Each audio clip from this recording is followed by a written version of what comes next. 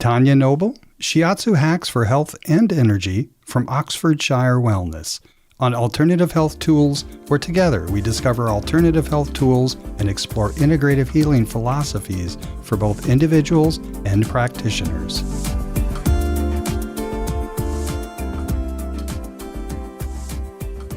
Welcome back to another session of Alternative Health Tools podcast. I'm Lisa Victoria, your co-host from the UK. Today we are joined with Tania Noble from the Oxfordshire Wellness. Tania is a Shiatsu, a massage and Reiki practitioner, as well as a health enthusiast, and is learning more about nutrition. Today we're going to talk about what is Shiatsu, how it can help people, and we're also going to discuss tips for energy and health hacks, and we're going to look at the human growth hormone to give our listeners just some basic tips on where to start for quick hacks on their health journey. So welcome, Tania. It's a pleasure to have you with us today. Thank you so much for being with us. And would you just like to introduce yourself? Thank you so much, Lisa. It's lovely to be here. Such an honour. So I am Tania. I'm married to Charlie. I'm a busy mum to two gorgeous teenagers, Will and Sophie. We live near Oxford in the UK. I am a Shiatsu massage practitioner, as Lisa said, which I've been doing for 17 years. And I've been a Reiki practitioner for about 9 years now, I think, probably. And I also combine that with a real love and passion for health and nutrition. And my actual background is in art sponsorship. I used to work in the arts world in London and was raising money for the London Philharmonic Orchestra and the Photographers Gallery. That was fabulous, but fairly all-consuming. So when I had kids, decided that I needed to move on to something else. So I kept the Shiatsu massage going and have gradually built up a real passion for health and wellness. It actually started from me myself having quite a few issues with my skin. I had really bad eczema in my 20s. Just my path to recovery for that led me to discover Shiatsu massage, acupuncture as well, which I'm a big fan of. The two are very connected. Also, just the whole nutrition landscape and how what we eat really affects us, and our gut as well is so crucial for the skin. That's me in a nutshell. I've been using some really great products over the last 4 or so years, which have really helped me, and share that love with lots of other people. Amazing. And what a journey. It's quite funny, isn't it? In life, often things find us rather than us finding other things. And when the time's right, we come across things like the shiatsu or the acupuncture, and it's what we need in that moment. And how beautiful is it that you've been on that journey yourself, but you're now able to share that with others. And that journey is just evolving and growing into other things, isn't it? To, I guess, help people holistically. It's not just about the shiatsu, is it? Or the Reiki. It's about nutrition now as well. And you're kind of delving into a deeper, wider world to help more people. And that's, it's truly wonderful. Pleasure. So thank you for being with us today. I'm really looking forward to learning about all your knowledge and experience. And thank you for sharing your story. So what is shiatsu? I'm really curious. It's something I've not experienced. Shiatsu is related to acupuncture. It's got the same energy lines involved and the same pressure points. It takes those energy lines a little bit further. So it's a very holistic body massage. It's the whole body. The idea of it is to unblock energy lines in a nutshell. These energy lines have been proven using electromagnetic impulses. They transport energy around the body, and they travel generally through the fascia of the body, the connective tissue. Often there are blockages in those energy lines caused by stress, caused by trauma to the body, from accidents, from all sorts of things. So we generally start to feel symptoms because of those blockages. So by easing those blockages and getting rid of them, we can sort out those symptoms and sort out the problems. So we get the body functioning at its best and flowing, basically, get everything moving. So the idea of shiatsu, it's fully clothed. It's on a futon on the floor. And it's deeply relaxing and very non-intrusive. Because you're fully clothed, you're often wrapped in a blanket as well. I actually have a heated blanket in the winter, which people lie on, which is very lovely. It feels like you can really let yourself go because you're on the floor. There are quite a few stretches and rotations, but the main idea is to use finger pressure to work on those pressure points and energy lines and release those blockages. Amazing. Sounds very relaxing. It really as well. Is. And I've done recently, over the last 5 or 6 years, I've delved into a branch of shiatsu called Shintai massage, which is shiatsu as well, and was inspired by Saul Goodman in the United States, who has combined lots of influences from kinesiology, from craniosacral therapy and cranial osteopathy, and shiatsu and physiotherapy, all sorts, because he's really skilled in all of those. So he's brought the whole lot all together with using really subtle techniques to release blockages in the meninges, which are the nerves down the spine, and all sorts of other areas along the spine, because the spine is so crucial for the whole of us. And so by releasing those blockages, you get everything realigned. It's good. Wow, that sounds phenomenal. And I guess for our listeners across the world, when it's 0 degrees in the UK, a heated blanket sounds very appealing. Most people would just pay to lie on a heated blanket ridiculously. Absolutely. And then the healing benefits are an added bonus, right? And they can be quite long lasting, actually. I've managed to fix quite a few issues like insomnia, irritable bowel syndrome, all sorts of chronic issues that people have been dealing with for a long time. But just by realigning their energy and getting it all flowing, they can actually heal themselves, which is fabulous. Nice. That was going to lead me on to my next question is who is it for? And it sounds like, you've worked with a wide variety of people with different symptoms. The best people this is for are people who are open to it.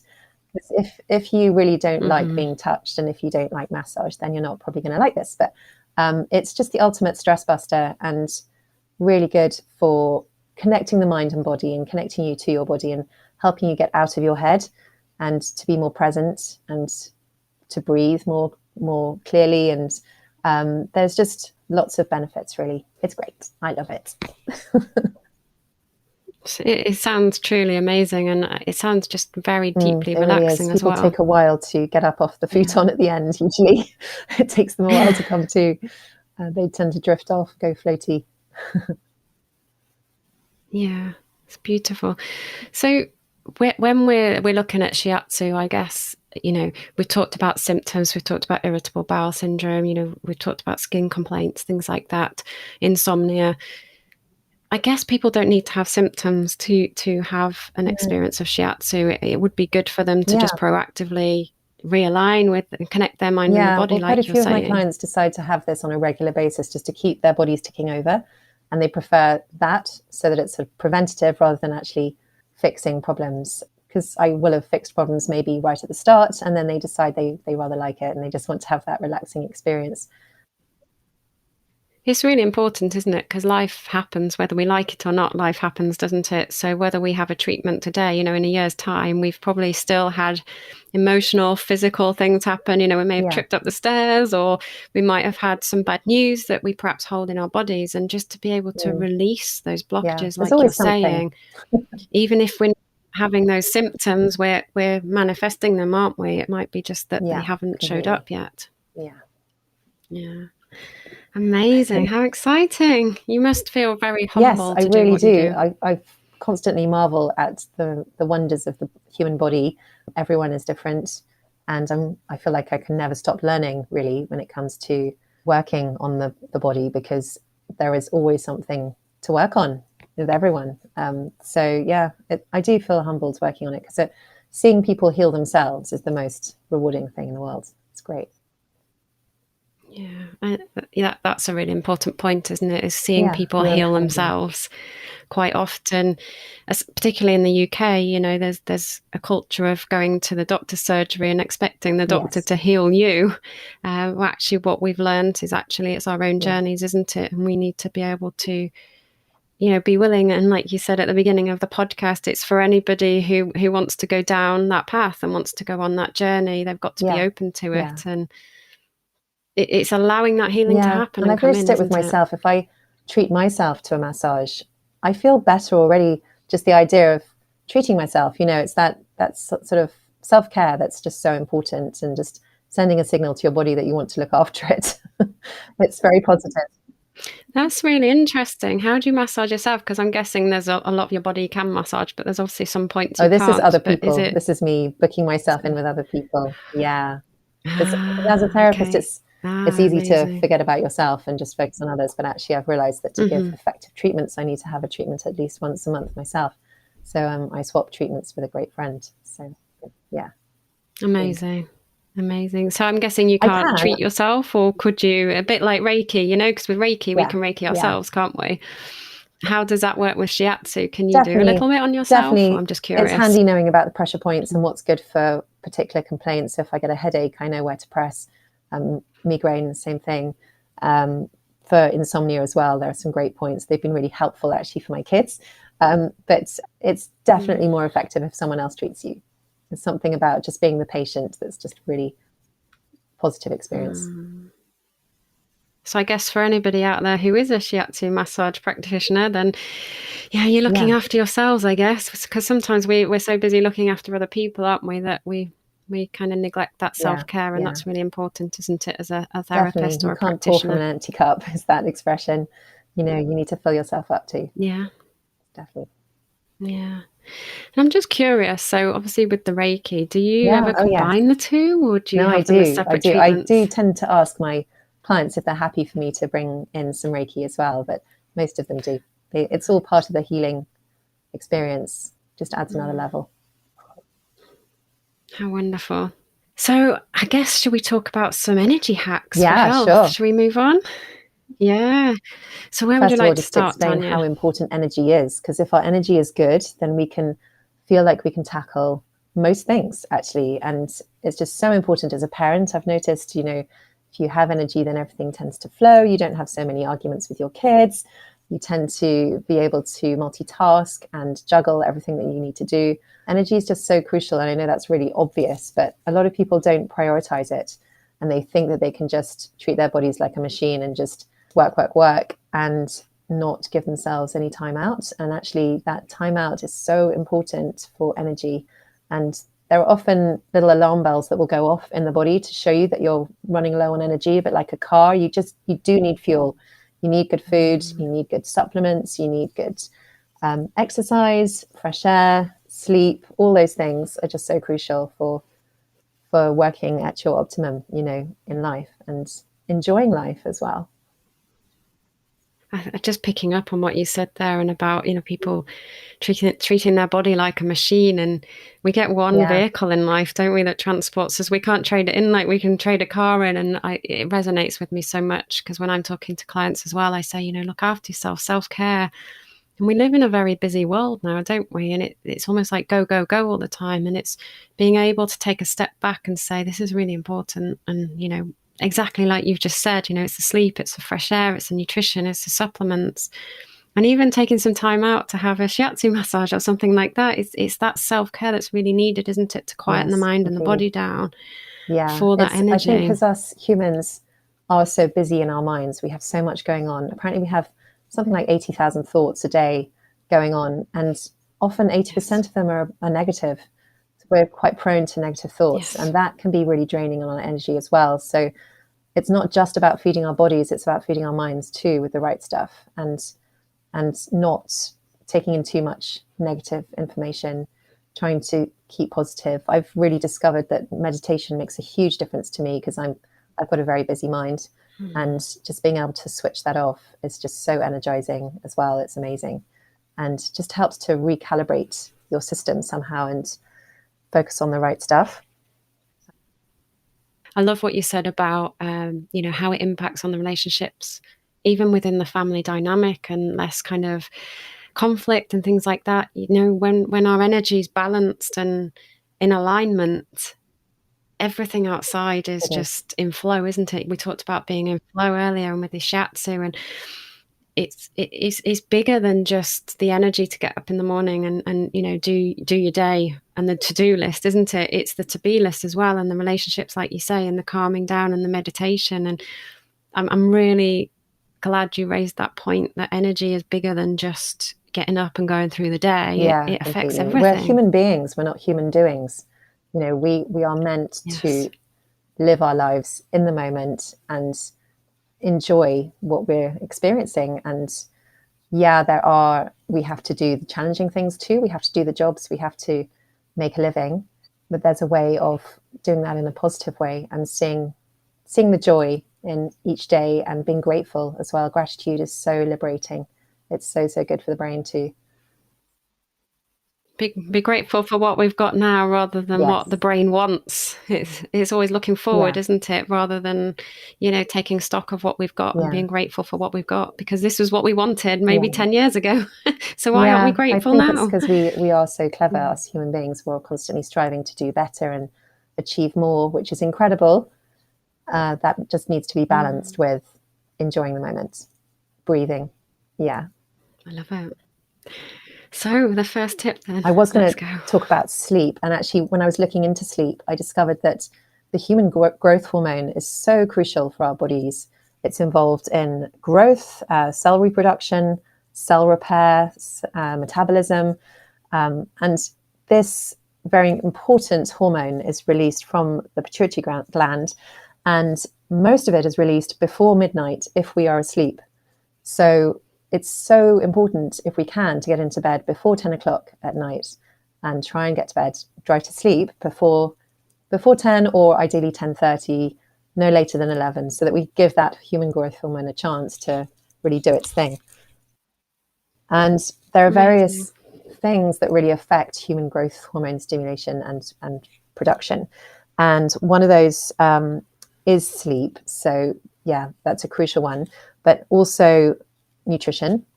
Sugar, too much sugar and too much belly fat can diminish our human growth hormone production. It's good to aim for a balanced diet and really minimize that sugar intake, which is hard in today's Western diet, but it's just good to be aware of that and to try and shift that belly fat, because that doesn't do you any good. It's been shown to cause all sorts of disease and doesn't help the body function at its best. Let's just say that. Also, it's important not to eat a lot before bedtime, because insulin levels can decrease 2 to 3 hours after eating. Those insulin levels can really affect the human growth hormone production as well. So ideally avoid protein or carb-based meals 2 to 3 hours before bedtime if you can. And another great thing that affects human growth hormone positively is intermittent fasting, which many people have started to do. This is the idea of either an 8-hour eating window and a 16-hour fast, or only eating 500 to 600 calories per day for 2 days of the week. So it's that idea of just giving your body a bit of a fast once in a while to restock, recalibrate, and it keeps those insulin levels low, which helps with that human growth hormone production. Intermittent fasting is brilliant. Also, another one is exercise. Particularly high intensity exercise really raises those human growth hormone levels. And it's the most effective way of increasing them as well. And it helps to shift that belly fat. It helps to get everything moving. And apparently taking a sports drink or protein shakes around your workouts also helps boost those HGH levels. So there are a few hacks there, but I think human growth hormone is really, really important. It's your body's kind of self-help mechanism. We need to help it along a bit. But yeah, I've got a few other hacks. Amazing. I mean, I've heard that having lemon water in the morning is a really good thing to do, because the liver is so crucial for everything. And it's a porous organ, and lemon water helps to just ease out all those toxins from the liver and get everything functioning at its best. That can help with energy as well. Amazing. And everything you're saying resonates with me so much, Tania, because, well, as most of the listeners will know, my journey was chronic fatigue syndrome when I was younger. So as you went down this shiatsu route because of your skin, I went down the nutrition route because of the chronic fatigue syndrome. And I learned a lot about the human growth hormone. It was just a fascinating world that I just hadn't considered. I was addicted to sugar, and we've actually got a podcast. It was episode 83, Mike Collins, sugaraddiction.com. So if any of our listeners are worried that, they can't lose that belly fat, or what is going on, why they're addicted to sugar, it's a really good podcast to listen to try and understand how to start changing nutrition. But everything you've just said it resonates with me so much, and it made such a difference to my energy levels. We're talking about energy today, and things like the sleep, the intermittent fasting, the lemon water, everything you're saying. I have done reducing the carbohydrates and the processed sugars, and I naturally lost weight. And I think a lot of people think you lose weight to get healthy, but it's actually get healthy first, and the weight will take care of itself, because when we heal inside, the weight takes care of itself. And I just think there's some wonderful tips that you've just given. So thank you so much for sharing. And I know it's come from your heart, because I know you look at people holistically, and I know you really are passionate about helping them. And already people can start thinking, yes, I can go to bed a little bit earlier. That's going to have an impact on my human growth hormone now. Yes, I can maybe start looking at, my nutrition, maybe look back at previous podcasts. And how wonderful is it that we can help people on their journeys in this busy life that we're living now? It's more important than ever to look after ourselves.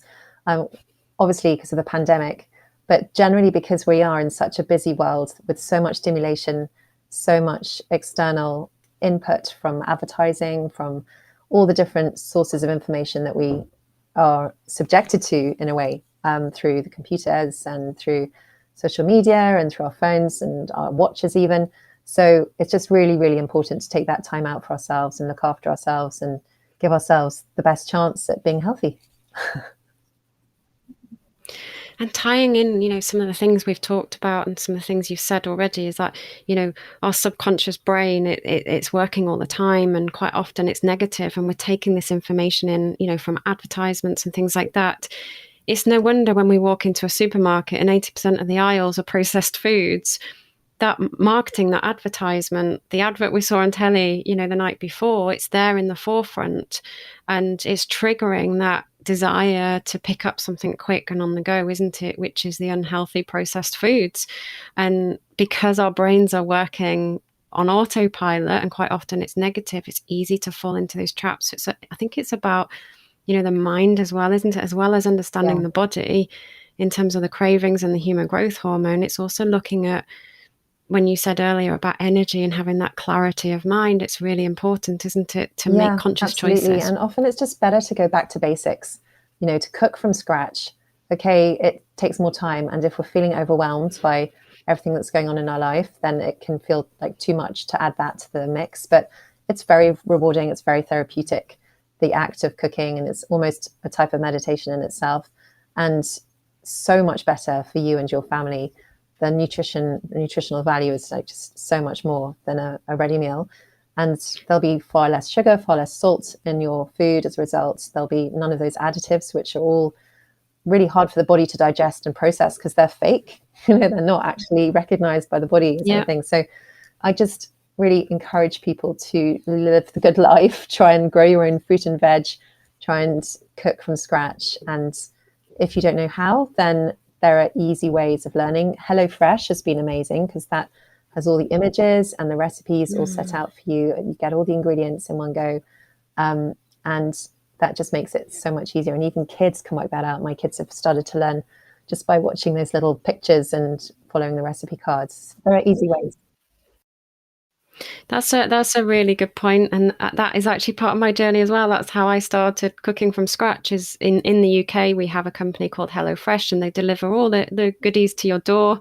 It's all fresh. You get the cards, like Tania's saying, on how to prepare that meal. You don't have to think about your shopping then for the week. So I guess it's a really good place to start, isn't it? And just picking up on one of the things you say about, cooking from scratch, it's really important for our digestive system as well, because when we're preparing food, it puts our body into that cephalic state. So all the enzymes are starting to be created, ready to digest the food. And if we're just thinking about eating on the go, we're missing out on that phase. And that was certainly me. Yeah. That was me. And it really has helped cooking from scratch. I've noticed a big difference. And something that's just occurred to me to mention as well is the fight or flight mode that we are often in today's society, and that is no good for digestion. And when we're in fight or flight mode, it stems back to when we were cavemen and we were approached by a tiger, and suddenly we go into this fight or flight mode where we have to run away and get to safety. Our bodies very cleverly would shut down the functions that were not helpful in that situation and put all the energy and emphasis on running away. So you get lots of adrenaline, you get that cortisol, you get the all that energy going to your muscles to run away, but it goes away from digestion. So your poor stomach really suffers. Getting out of that fight or flight mode when you eat, so sitting down with your feet on the floor and actually taking time to smell and appreciate your food and chew slowly and really savor it, that makes the biggest difference. And it's such a small thing, but it is huge for digestion. And the reason is because then by the chewing, you'll be releasing the right sort of enzymes to then break down your food. Your stomach will be not in a state of shock or panic, and it'll be able to digest it all properly. And then all the goodness from your food will actually go to your body. So, yeah. What another amazing hack that you've just given our listeners. And they don't really have to do anything other than just be more present when they're eating and take time to appreciate their food. It's like gratitude again, isn't it? Such a difference to their energy as well. But avoiding inflammatory foods is a good idea as well. Some people do have food intolerances. I've really discovered this myself with my eczema, but my daughter as well had eczema, and we managed to find out what she was food intolerant to and completely eliminate those foods for 3 months and just feed her gut with good probiotics to help that gut microbiome. And after the 3 months, her skin was amazing. Even after a week, she said, at the age of 7, she said, before it was like I was in darkness and now I'm in the light. It was extraordinary. So it was so extraordinary to witness, because her eczema had been getting worse and worse and worse. Gradually, after just a week, it was so much better. And then after 3 months, it was completely back to normal. And she's never had any eczema since, and she's now 12, which is amazing. But that eczema was a flare-up. It was her skin showing that there was something wrong in her gut. There was something wrong inside, that she wasn't digesting things properly. And she eats everything now. She doesn't avoid foods now, although we do try and avoid dairy where we can when her energy's low. Her energy has massively increased because she can now process her food properly. It's great. So without keeping our listeners in suspense, what did you eliminate from her diet? I know obviously everybody's individual, but what were the top things? We did a food intolerance test where her blood was tested to find out which foods it reacted with. And the ones were dairy, cow's milk particularly, and wheat, not necessarily all gluten, just wheat in particular, egg whites, actually weirdly baked beans and peas. I think the casings of those she was finding hard to digest. Those were the key things. And egg white felt like a really big deal to get rid of that, because actually it's in a lot of things. It's even used on bread. Once we got rid of that, it did seem to make a difference. She loves eggs now, absolutely loves them. We have our own hens, so we have our own eggs, which is a real treat. Yeah, we do try to, where we can, just mainly have egg yolks rather than the white, but she does love scrambled eggs, so we have that. Oh, bless her. Nice treat now and again. When energy's strong, it's completely fine. Oh, it's a great conversation already. I'm sure our listeners are getting so much from it. And what I love about what we're talking about today is they're really, like you said, they're health and energy hacks. They're quite easy to do. We're not saying you need to put an hour aside a day to do anything. It's literally when you sit down to eat your food, just be mindful when you're eating it. Go to bed a little bit earlier. They're things that are doable. They're things that are achievable, and they don't cost anything for people. No, which is even better. Obviously, buying food from scratch can cost a bit more, especially if you buy organic, which I would strongly recommend you do for that nutritional value. But it's worth it. And actually, if you make a big batch, that can last you a really long time, especially if you freeze it. So there are ways of making it affordable and not a challenging prospect. So, yeah. Fantastic. Were there any other energy and health hacks you wanted to share, or is there anything you want to leave with our listeners? There is one which I really feel, if people can try to set time for this, it is so beneficial, is meditation. Because again, that costs nothing. And just taking 10 minutes out for your brain is just the best thing, especially first thing in the morning when you're in between that sleep and wakeful mode, when your brain hasn't fully switched on. It's just really good to give yourself that time. And there are all sorts of great apps you can use to help you, to guide you through that meditation, because I certainly found it hard to do it myself to start with. And so the Calm app is great. There are lots of 10-minute meditations on there. 10 minutes is nothing. You can easily set that time aside, but it just might be a real game changer for you. I've found it so helpful for me.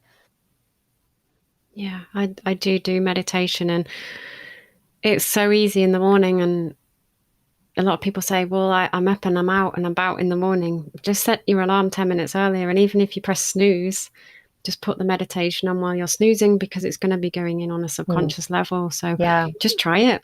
Just try setting your alarm 10 minutes early, pop the meditation on, and off you go. And often I'll just type into YouTube guided meditation 10 minutes and see what comes up. So the key thing that meditation will do as well is activate that parasympathetic mode, which is the opposite of that fight or flight mode. So it'll help you digest your breakfast more effectively. It'll help you process things generally more easily. So you're not in that slightly kind of scared rabbit state from the first minute you start your day. And for me, that's been a game changer. Oh, thank you for sharing. So, wow, we've covered lots today. I think that the key thing that's coming through for me, though, is energy. And, if we've got no energy, then we haven't got a lot, really, have we? we can't really give from an empty cup, like you were saying earlier. And energy is so, so important. And it's affected by all of those wonderful hacks that you've shared today. So thank you on behalf of our listeners. Just a wealth of knowledge, Tania, and I'm just it's brilliant to have you on the show. Just the people you help, I know from the stories you've said, about IBS, it's just nice to be there for someone in their moment of need, isn't it? When they feel they've got no one else to turn to, and I just see you as that person. Thank you so much. So thank you. I'm happy to help if I can. Is there anything you would like to leave with our listeners? Don't give yourselves a hard time. If you're finding life hard or if you're finding challenges, try to focus on the joy, focus on the good stuff, and give yourself a break. And just each day is a new day. Just start your day well, and you'll be amazed how things will pan out. And just expect good stuff rather than focusing on the negative. Just try to focus on what you want from life rather than what's going wrong. Often what we think about, we bring about. It seems to be a law of nature that so you can't control the things that happen to you, but you can control how you react to them. And then so you can choose your attitude. Dr. Wayne Dyer, actually, who's a fairly amazing person, he has a wonderful quote: change the way you look at things and the things you look at change. Yeah, so true. It is so true. And if you think you can, or if you think you can't, then you're probably right. Completely. It is that view of, the situation is a situation. It's how we look at it is going to enable us to move forwards, isn't it? Thank you, Tania. So for our listeners out there, I'm sure you've loved this show as much as I have. If you want to get in contact with Tania, you can go to the website. It's oxfordshirewellness.co.uk, and we will pop Tania's email in the show notes as well. So just on behalf of Alternative Health Tools, thank you for all our listeners that follow us. And until next time, we'll speak to you then. I'm Lisa Victoria, your co-host from the UK. Take care and stay safe.